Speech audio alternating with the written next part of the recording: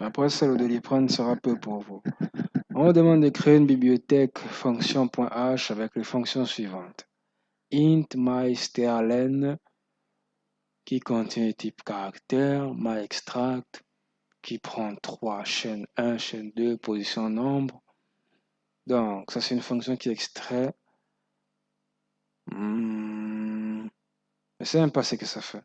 C'est juste la mystrcmp, bindeck, deckbin, valec, octdeck. Voilà, is numérique, test positif. Donc, les 3 derniers que j'ai compris.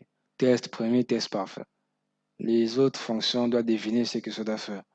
Je ne sais pas, peut-être c'est nous ou Dini. On va sûrement faire ça comme ça. Donc, l'utilisateur va mettre des données dans le programme et le programme va ressortir des résultats. Passons à CodeBlocks. Nous sommes sur CodeBlocks là, on va déclarer notre première bibliothèque qui contient les instructions de base. IOStream. Voilà. Ça, c'est la structure de base de tous les programmes en C++. Maintenant qu'on a fini avec ça, on va ajouter un fichier là qu'on va nommer fonction.h comme spécifié. Voilà. Ça, c'est la structure de tout fichier .h. Donc, vous avez ifndef fonction avec S, grande H, define fonction H. Maintenant, c'est fini. Ah non, c'est faux. On va inclure 3 bibliothèques qui vont nous servir. Nous avons cmat, cstring, cstdlib. Lib. Math, c'est pour les maths. Cstring, c'est pour les chaînes de caractères qu'on va traiter. stdlib, je ne sais pas c'est pourquoi. Alors, on va déclarer la fonction qui retourne la longueur d'une chaîne de caractères, similaire donc à strlen. Donc, c'est la fonction mystrlen qui retourne une valeur de type int et traite avec des chaînes de caractères, des tableaux. Ouais, des tableaux de chaînes de caractères, précisément. Donc, c'est pas un caractère, c'est une chaîne de caractères. Ensuite, là, on déclare une variable length qu'on initialise à 0, puis tant que length, donc la chaîne de caractères là qu'on a trouvé, ces éléments est différent de la fin. Donc on va défiler tous les éléments de la chaîne de caractères tant que c'est différent de la fin. Ça c'est pour identifier la fin de chaîne de caractères. Tant que c'est ça, on va continuer à compter et après on va trouver la fin de cette chaîne de caractères. Ouais, on va retenir donc la fin de la chaîne de caractères. C'est d'abord initialisé à 0, donc là nous avons 0, c'est la première chaîne, le premier caractère de la chaîne, puisque c'est 0. Ensuite là, si c'est pas ça, c'est pas la fin là qu'on a trouvé, on continue à défiler, ça défile, jusqu'au dernier. Et après length sera égal à la taille de la chaîne de caractères. On va déclarer une fonction qui extrait une sous-chaîne à partir d'une position donnée. Donc elle va se nommer myExtract. Elle traite avec une chaîne, donc 2 chaînes de caractères qui sont là, ch1 et ch2. Chez 1, chez 2, la position et le nombre. Donc la position de là où tu veux extraire, je crois. Et le nombre de chaînes de caractères que tu veux extraire. Nous avons là donc une variable i qu'on a déclarée, une boucle for initialisée à 0. Si ça continue à compter jusqu'à ce que i soit inférieur au nombre et à la position, donc à la fin de la chaîne de caractères, avec ça. Et ensuite, ça prend la position de l'élément qu'on vient de donner ici, plus l'élément qui défile, ça l'attribue à la chaîne 2. Et ensuite, la chaîne 2 se termine par la fin de la chaîne. Donc c'est comme ça que termine une chaîne toujours. La fonction suivante, similaire à strcmp, compare donc deux chaînes de caractères. Elle se nomme donc MyStrCMP. Nous avons la chaîne de caractères, chaîne 1 et chaîne 2 qui seront comparées. Alors, il contiendra ça. Voilà. Une valeur int qu'on a initialisée à 0.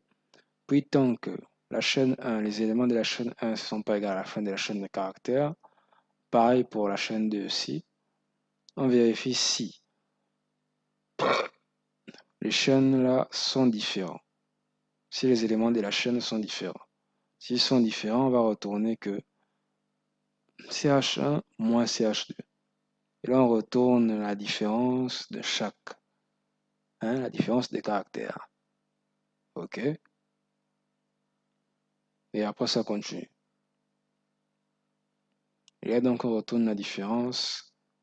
Ça compare les caractères de fin si les chaînes sont égales jusqu'à cette position. Jusqu'à la fin de la chaîne de caractères, en tout cas.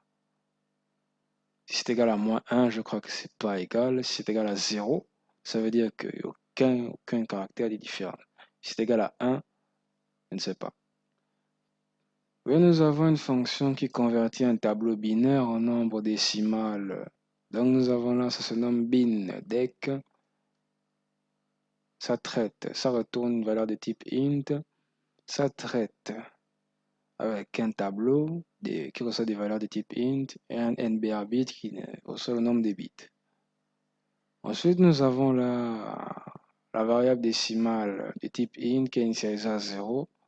Puis la boucle for initialisée à 0, ça va de compter quand c'est inférieur au nombre de bits. Ensuite, décimale sera égal à la décimale multipliée par 2 plus les éléments du tableau qui vont défiler. Ensuite, on va retourner le décimal. Je ne vais pas vous expliquer ça, moi je m'en fous même de ça.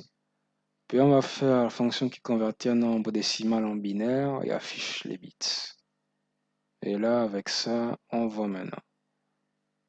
Ça se nomme desbin et valdec. Si valdec est initialisé à 0, donc on affiche 0. Si ce n'est pas le cas, on va afficher binaire est égal à vide. On initialise d'abord ça parce que c'est un type de type string, ouais. Et tant que valdec est supérieur à 0, binaire est égal à chaîne de caractères, valdec divisé par 2, le module divisé par 2, donc son reste, plus le binaire. Et là, valdec est divisé par valdec reçoit donc 2 divisé. Donc est divisé par 2. C'est tout. Ensuite, on va compter, on va afficher binaire. Donc le nombre binaire. Je vous ai dit que je ne voulais pas comprendre ça. Puis nous avons deux fonctions qui convertit un tableau octal en nombre décimal, donc ici là, octdec, qui traite avec un tableau des nombres de bits, et puis ça retourne une valeur de type int. Ouais, lisez ça un peu, voilà. Voilà, essayez de comprendre ça, hein? Voilà, je vous laisse là. La fonction qui convertit un nombre décimal en octal, ça c'est une autre. Donc des oct. Ça, valdec, stdcount, stdint, octal, patati patata. Je me froid à cause de ça. Et on a une fonction qui vérifie si une chaîne est numérique. Donc on déclare ça. La fonction se nomme isNumérique, retourne des valeurs de type int et traite avec des chaînes de caractères qui se nomment verif. Bon, le nom n'est pas important. Donc ça traite avec des chaînes de caractères. Ensuite, ça déclare une boucle for initialisée à, on va dire quoi, à 0 qui s'arrête de compter jusqu'à la fin, quand ça arrive à la fin de la chaîne de caractères. Donc ça parcourt toute la chaîne de caractères. Ensuite, là, si un des éléments est inférieur à 0 ou qu'un des éléments est supérieur à 9, on retourne 0. Donc on retourne 0 si un caractère n'est pas numérique. Si ce n'est pas le cas, on retourne 1. Donc si tous les caractères sont numériques, ça veut dire ça. Donc si tous les caractères ne sont pas inférieurs à 0 ou supérieurs à 9, ça veut dire qu'ils sont numériques. On a maintenant une fonction qui va vérifier si un nombre est positif. Ça, c'est le nombre test positif. Elle retourne une valeur de type int. Donc, on déclare une variable n là, on affiche entre un nombre, on récupère ce nombre-là n et on retourne n supérieur à 0. On retourne 1 si positif, sinon 0 si c'est négatif. Nous avons une fonction là qui vérifie si un nombre est premier. On a utilisé ça dans l'exercice passé. On va pas expliquer ça. Allez-y, regardez les autres vidéos. Hein. Je ne suis pas là pour me répéter. Avec tout le respect que je ne vous dois pas. Vous avez la fonction qui teste si un nombre est parfait. Donc, entre parenthèses, somme des diviseurs égale à lui-même. Somme des diviseurs égale à lui-même. C'est ça un nombre parfait. Si la somme de ces diviseurs est égale à ce nombre-là. Voici comment on trouve ça.